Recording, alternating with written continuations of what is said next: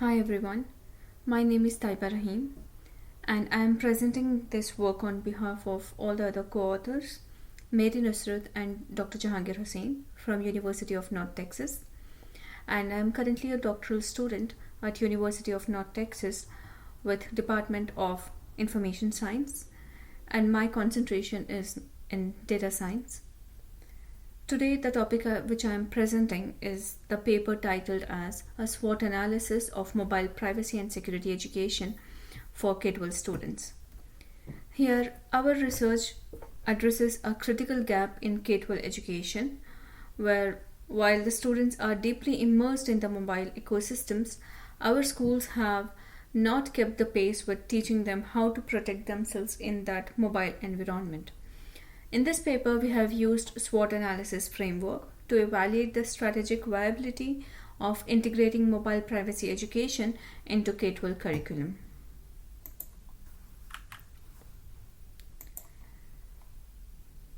Let's look at the numbers first. Approximately 95% of teenagers in the United States have access to smartphones, and 45% report that they are in near constant connectivity to the internet. This makes mobile devices the primary medium for adolescent communication and socialization. At the same time, the K-12 sector has experienced a threefold increase in publicly disclosed cyber incidents, including data breaches that expose sensitive student information such as grades, disciplinary records, and even social security numbers. And here's the paradox where while these students are often called as digital natives, research shows that they frequently lack the technical skills to manage app permissions and understand how third party data is collected, and they have a difficulty in navigating the complex data ecosystems that they are interacting with every single day. Furthermore, the traditional approach of relying on surveillance tools and device bans, what we call the protectionist model, it has shown that to erode trust between the adults and the teens, and it actually suppresses the development of critical risk coping strategies that students need at this point. And here's the problem statement. On the left side, you can see the core problems. Current K-12 curriculum overwhelmingly focus on teaching students how to use technology for productivity and learning, but they do not equally educate students about the risks associated with the digital tools they use daily. Teachers themselves report feeling ill-equipped to teach cybersecurity concepts, particularly mobile-specific topics like app permissions and cyber ethics. There is also the pervasive digital native myth, that is, the assumption that because students grew up with technology, they inherently understand its security implications. It is not like that. Our research shows that this is simply not the case. Being comfortable with technology does not equate to understanding its vulnerabilities. On the right side, we see the real world consequences. Student data breaches have exposed social security numbers and behavioral records, leading to long term identity theft and emotional harm. Ransomware attacks on school systems have tripled, and the shift to remote and hybrid learning during the pandemic furthermore exposed critical security failures in our educational technological systems. The bottom line of the whole problem statement is that without specific instruction on mobile threats like location tracking, app permissions, unsecured Wi Fi, students remain unable to act as agents of their own online safety.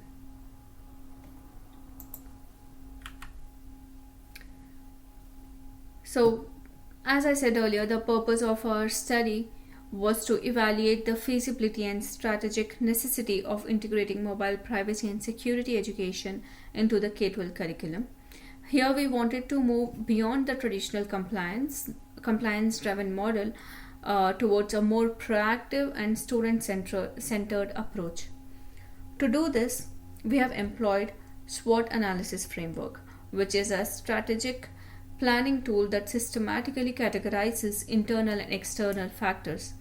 As you can see on the right, The strength and weakness represent internal factors that school and educators can control, such as curriculum design and teacher training, whereas the opportunities and threats are the external factors from the broader environment, such as technological advancements, the like involving cyber risks. Our data came from a comprehensive literature review. We did not conduct a primary data collection. Instead, we searched IEEE Explore, ACM Digital Library, Spring Link, and Google Scholar, targeting publications from the year 2010 to 2024. In total, we collected around 24 sources which met our inclusion criteria, and 3 more sources which were talking about the SWOT analysis. And our scope is focused on the US public K-12 education context.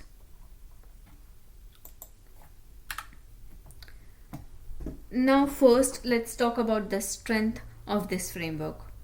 The first and foremost powerful strength is the high level of student engagement with mobile devices. With 95% of teens owning smartphones, mobile is their primary online reality. This means any education content about mobile privacy is immediately relevant and applicable to their daily lives. Second, the existing school infrastructure already supports this kind of integration. There are schools which have adopted one-to-one device programs.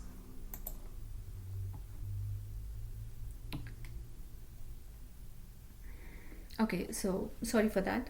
So there are schools that have already adopted one-to-one device programs and have digitalized their learning materials.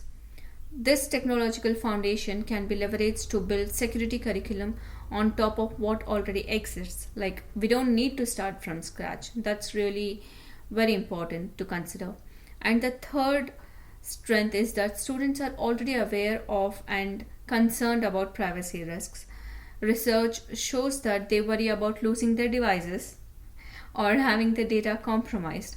So, this existing concern provides a stronger motivation to hook for educators to introduce the practical defensive behaviors like multi-factor authentication and permission management, which is highly important.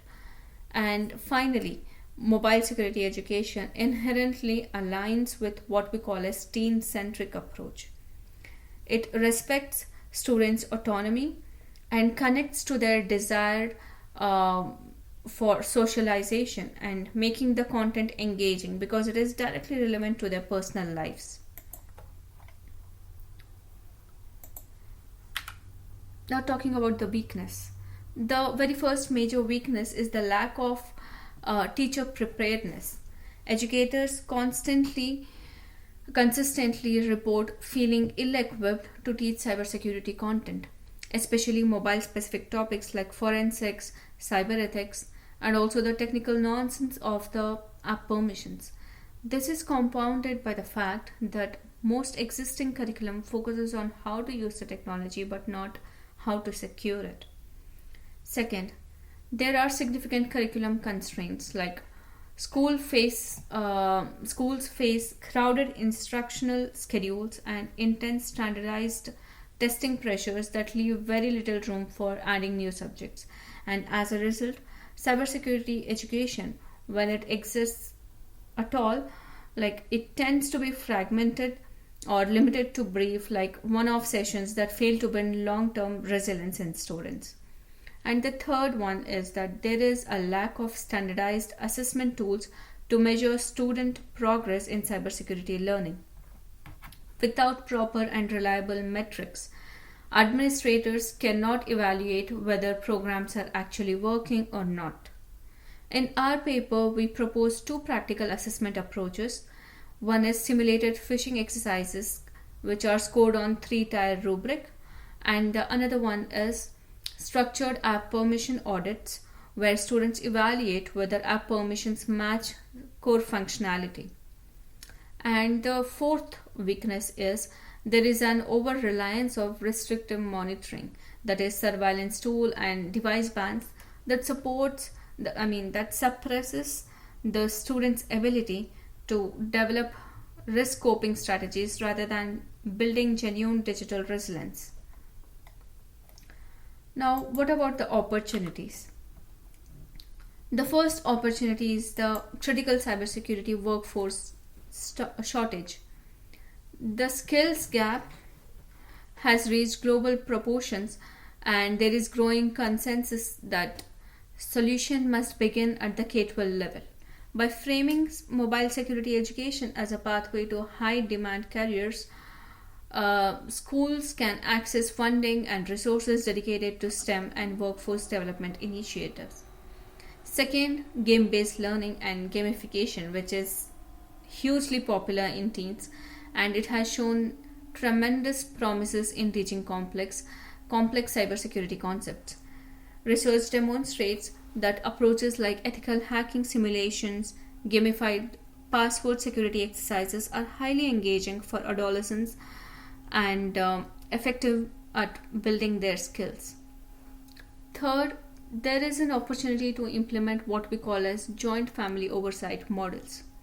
Rather than relying on invasive parental surveillance, these models have parents and teens collaboratively managing mobile safety as equals. This approach enhances the digital literacy of the entire family unit and builds trust within the family rather than eroding it. And last, emerging technologies such as blockchain and machine learning can be introduced at high school level to demystify advanced security concepts and prepare the students for future technological landscapes. Now let's see what are the threats if we have to implement this. The most pressing threat is the rapidly evolving nature of cyber threat landscape. Mobile ecosystems are characterized by constant changes in app permissions, tracking technologies, and malware variants. This makes static textbook-based curriculum quickly obsolete. Techniques like social steganography, where teens hide the content in plain sight, and this often outpaces what educators and parents can detect. Second, it's the attack on the K-12 sector have escalated dramatically, like ransomware, data breaches, phishing attacks targeting schools have nearly tripled in past 5 years. And these sophisticated attacks often outpace the defensive knowledge of both the students and the staffs. Third, the digital divide and equity issues pose a threat to uniform implementation. While device ownership is very high, disparities in quality of access and home support still persists. So the privacy instructions disappropriately affect vulnerable populations who have fewer resources to manage their digital footprint. Finally, the commercial practices of third-party apps, which prioritize aggressively data collection over users' privacy, it creates a hostile environment where education alone may not be sufficient without accompanying policy regulations. Now let's see what are the recommendations that we have for introducing cybersecurity into K-12. So our analysis really reveals a key finding, that is the traditional approach like relying on surveillance tools and banning devices, which is fundamentally flawed when applied to adolescents. Instead, the teens perceive parental control apps as invasive and sign of distrust. These methods suppress the development of risk coping strategies, which leaves students more vulnerable when they inevitably encounter online threats on their own. And the primary recommendation for our framework is a strategic pivot from parental control to teen self-regulation. Based on this, we propose a 4-part strategic roadmap. First is to integrate teen-centric design principles. Schools should select educational softwares and security tools that support self-monitoring rather than surveillance. The key here is rebranding, like framing these tools as digital reputation management rather than parental control, to align with teens' desire for autonomy. And the second approach is that adopt evidence-based risk coping curriculum. Rather than zero tolerance policies for device misuse, schools should try implementing active mediation strategies like open discussions about risks combined with rewarding positive security behaviors. Research links this approach to lower harm and higher skill development in students. Third point is to leverage peer to peer learning. Teens often possess higher technical acumen regarding mobile permissions than their parents. So, schools should create student led cyber squads that audit app permissions and educate both their peers and their parents on limiting third party data collection. And fourth, and which is important, that is implementing context aware nudging, which means that curriculum designers should collaborate with developers to build privacy nudges like just in time warnings that appear when a user is about to share the sensitive data. This bridges the gap between theoretical knowledge and real world behavior.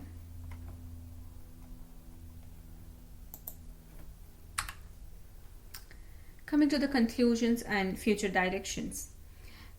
In closing, our paper makes clear that mobile technology has fundamentally reshaped the adolescent experience, creating a digital environment where privacy and socialization are inextricably linked. For educators and administrators, the call to action is to move beyond teaching mere technology utilization and instead focus on digital resilience. This means integrating mobile security concepts into existing STEM and digital literacy programs, using teachable moments and active mediation, and facilitating joint family oversight models as discussed earlier, where parents and students manage privacy settings together. For policymakers, we would like to say that there is an urgent need for updated educational standard that specifically addresses the mobile context. Funding must be directed towards teacher professional development, and policy frameworks should incentivize the privacy enhancing technologies that are accessible to younger users. For researchers, I would like to say we need longitudinal studies to measure long term effectiveness of resilience based privacy education. While we know the risks are significant, more empirical evidence is needed to understand how specific educational interventions influence the adolescent risk coping behaviors over time. I'll leave you with this. The question is no longer whether mobile security education should be integrated into K-12 settings. Instead, it is how quickly and effectively we can achieve it. By shifting the focus from surveillance to empowerment, we can equip the next generation with the agency to protect their digital identities.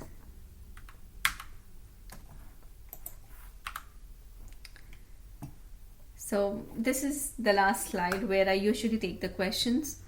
Since it's a recorded video here, I'd like to answer a few questions which I'm trying to expect from the audience.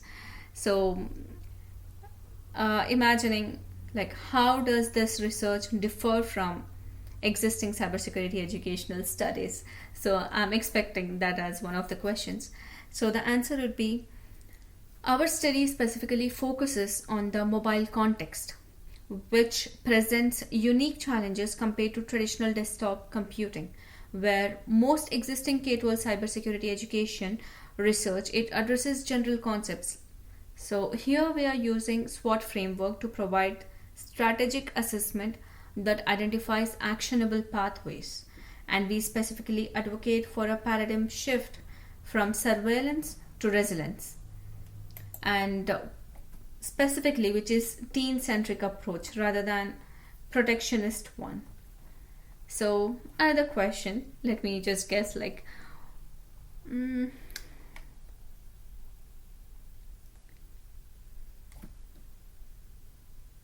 let me answer the question where why did we use SWOT analysis and not any other analytical framework. We have Prisma, we have many other frameworks. So the reason that we used SWOT is particularly well suited for educational reform contexts because it provides a structured way to assess both what schools can control, internal strengths and weaknesses like curriculum, teacher training, and what they cannot, like external opportunities and threats, like the evolving threat landscape and workforce demand. So this dual axis analysis gives the policymakers a comprehensive and a more detailed and actionable view. And one thing which I would like to mention, the limitation of this study is that the primary limitation is that this is a literature based analysis with no primary data collection. Instead, we have made use of the recent research papers who have talked about device and mobile securities which are related to K-12 contexts. So we also focus specifically on US public K-12 context. So the rapidly evolving nature of mobile technology means our findings represent a snapshot that will require continuous updating. So for future research, we should include longitudinal empirical studies and expand the scope internationally. So this is the end of my presentation, and thank you so much for staying along with me for this presentation. Thank you.